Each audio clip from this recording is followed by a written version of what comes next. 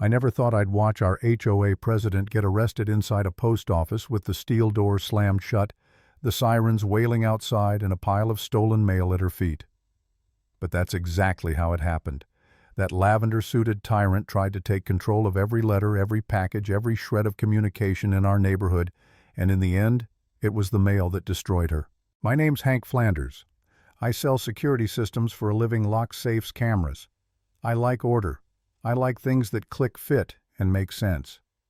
My wife Jane's an EMT, cool head, steady hands, calm in every storm. Together we'd built a quiet life in a Florida neighborhood called Foxglove Landing. It was the kind of place where people waved when you drove by, at least they used to before Karen Tillman took over the HOA. Karen was the kind of woman who believed power was a personality. Her smile never reached her eyes. She spoke in rules and fines and community standards. At first it was small stuff, notes about trash cans left out, too long warnings about non-compliant lawn decorations. But then came the stickers. She started slapping bright yellow HOA violation tags on people's packages for being unsightly. Then letters started disappearing. Flyers for lawn services she didn't approve of gone. Even birthday cards in colored envelopes went missing, only to show up opened with a snide note. Not regulation color. People whispered. Some were scared. Others were angry. Me, I started documenting. Receipts, photos, dates. If she was crossing lines, I wanted a paper trail. Jane started recording her little outbursts at HOA meetings, each one a gem of arrogance. But nothing prepared us for what came next. One Tuesday afternoon, Karen showed up at the Central Mail kiosk, dragging a dolly stacked with gray postal bins.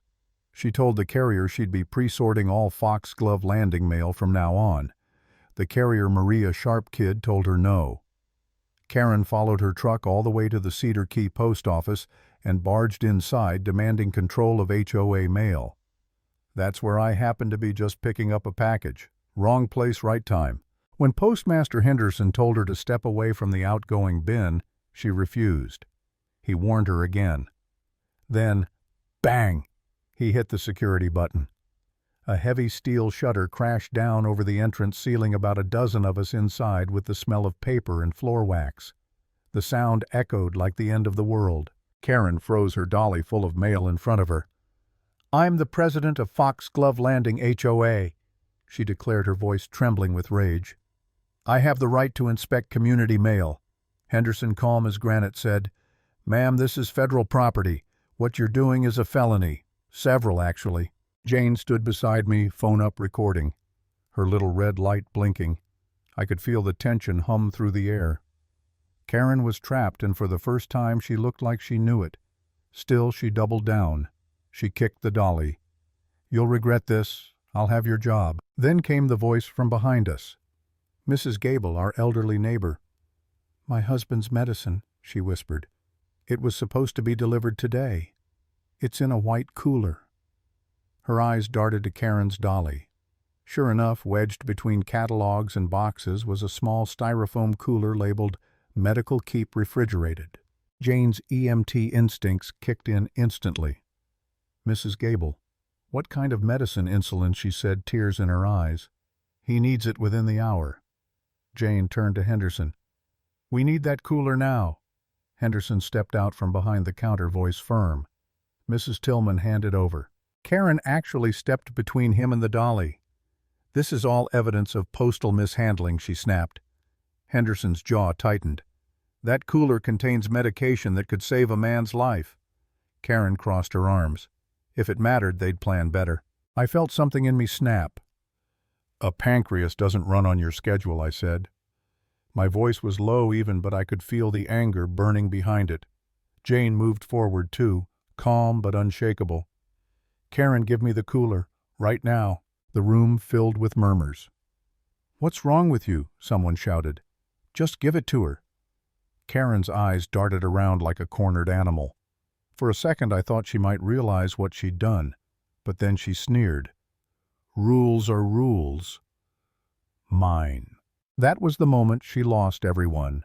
Even her voice trembled as she tried to hold on to her illusion of control. Henderson warned her one last time. "Ma'am, step aside. Instead, she shoved the dolly forward like a battering ram.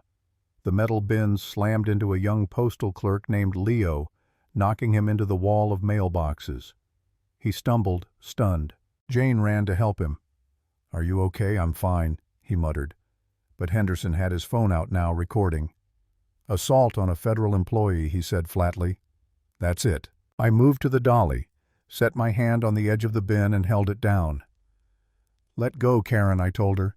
She pulled back, knuckles, white hair falling in her face. "This is mine. It's HOA property." Mail spilled onto the floor. Birthday cards, bills, family letters, her empire of stolen paper. And then we all heard it, the sirens, getting closer. Karen's strength left her. She stared at the mess she'd made, at Leo clutching his arm, at Mrs. Gable crying quietly. And for once, she shut up. When the postal inspectors walked in, two of them in navy jackets with yellow letters, Karen looked like a statue about to crack. Henderson pointed right at her. "That's her. Attempted theft of mail assault on an employee." The inspectors didn't shout. They didn't argue. One of them, Inspector Davies, just said, "Hands behind your back." The sound of the handcuffs clicked through the room like punctuation at the end of a long, ugly sentence. That should have been the end, but it wasn't. A week later, Inspector Rohr called me and Jane to the field office. They'd found something else, a forged document authorizing a mail hold for our entire neighborhood signed by the Architectural Review Board. Problem was that board didn't exist. It was fake. Someone had created it to justify stopping our mail altogether. I remember staring at the paper and feeling this cold, heavy realization this wasn't just about power trips and gossip. It was organized. Someone was funding her. And when Rohr said the fake authorization was connected to a secret P.O. box rented under a false name, I knew it wasn't over. I called Rohr later that night with a hunch.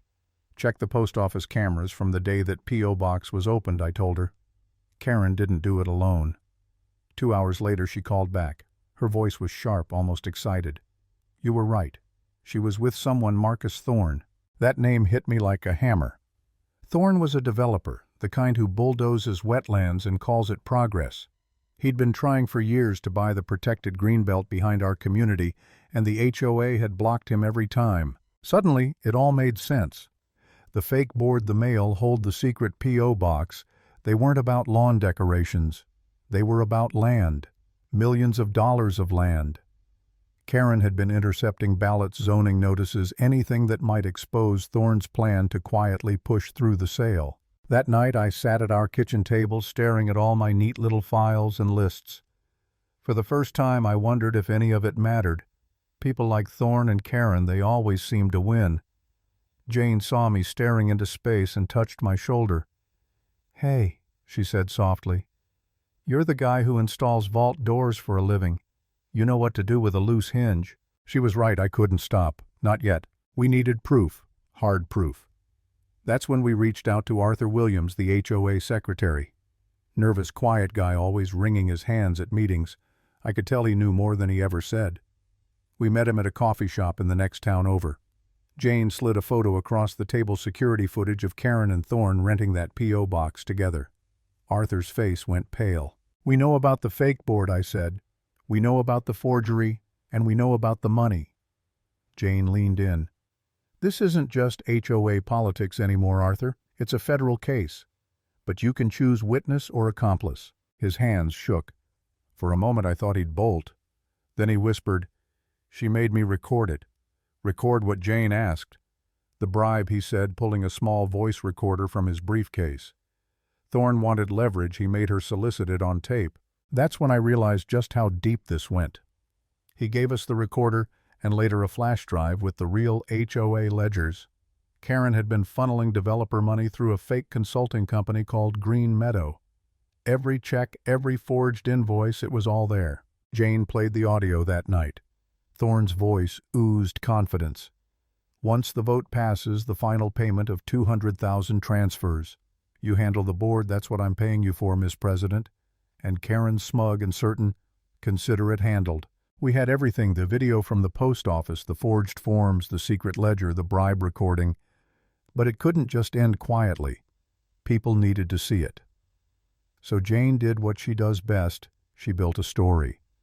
She edited the footage, Synced the angles, added captions. Every lie, every crime lined up perfectly. And then came the annual HOA meeting, the big one. The room was packed, half the neighborhood showed up. Karen stood at the podium, polished and smiling like none of it had happened. Tonight, she said, we'll discuss the exciting opportunity to redevelop the underused Greenbelt. That was my cue. I stood up from the back. Point of order, Madam President, I said. She blinked, annoyed. Mr. Flanders, this isn't the time. It's the perfect time, I said, walking forward. Jane plugged her laptop into the projector. The screen behind Karen flickered and then froze on an image of the forged mail hold form, her signature bright and clear. Gasps rippled through the crowd. What is this? She demanded. Jane's voice was calm. This, she said, is what happens when someone mistakes authority for ownership. And then she hit play. For 15 minutes, nobody moved. They watched Karen screaming at the postmaster, shoving the clerk, getting handcuffed. They heard her voice negotiating a bribe with a developer. They saw the money trail, the fake invoices, the proof of everything she'd done. When the final clip ended, her own voice saying, "Consider it handled." The room was silent. Then came the shouting. You did this. You tried to sell our land. You opened our mail. The Martins, her loyal board members, resigned on the spot. Karen just stood there, pale and shaking. For a long second, she looked like she might scream. Instead, she turned, grabbed her purse, and walked straight out the door. Nobody stopped her. Nobody had to. Her power was gone. Weeks later, Jane and I sat in the back of a federal courtroom. Karen sat at the defendant's table, her lavender suit traded for gray. Across from her, Marcus Thorne looked furious, cornered. They'd both taken plea deals. The prosecutor played clips from our video. Karen shoved the bribe, the forged documents. The judge listened quietly, then spoke in a voice that cut through the room like a blade. Mrs. Tillman, she said, you were entrusted with leadership. You used that trust to exploit and endanger. You thought federal law didn't apply to you. You were mistaken. The sentence was poetic. She was ordered to repay every stolen cent, to compensate every household whose mail she'd tampered with, and this part made the whole courtroom gasp. She was forbidden from coming within 20 feet of any U.S. mailbox for 5 years. The judge added 500 hours of community service at the Cedar Key post office. That's right, the same building where it all fell apart. The last time I saw Karen, she was in a bright orange vest, sweeping the post office floor, while Henderson supervised from behind the counter. She didn't look up. She didn't need to. The Queen of Foxglove Landing had become its janitor. The HOA rebuilt itself under Arthur's leadership. Transparency, elections, honesty, things we'd forgotten were possible. They painted a thin orange circle around our community mail kiosk exactly 20 feet wide. A reminder of how far corruption could go and how close we'd all come to losing the place we called home. Sometimes when Jane and I walk the dog at dusk, we stop at that kiosk. I'll look at the faded orange line and think about everything that happened, the arrogance, the chaos, the quiet justice. Then I open our mailbox, pull out the mail, and smile. Ordinary letters never felt so sacred. Because in the end, power built on control always collapses. And justice, no matter how long it takes, always finds a way to deliver.